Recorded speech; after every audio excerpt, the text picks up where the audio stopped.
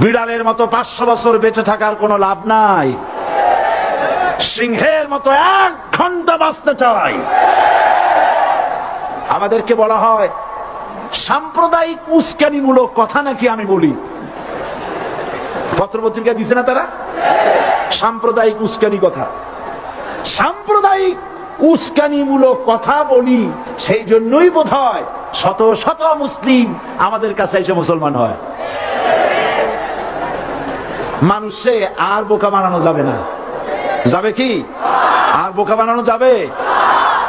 তারপর বলছে কি, এরপরে বলছে আমাকে বলছে রাজাকার।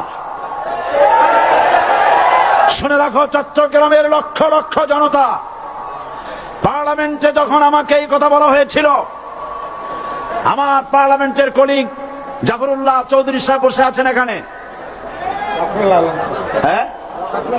জাফরুল ইসলাম চৌধুরী বসে আছেন পাশে, প্রধানমন্ত্রী সুদ্ধা, অন্তত 3 শতাধিক পার্লামেন্টের সম্মানিত সদস্যরা সেদিন বসা।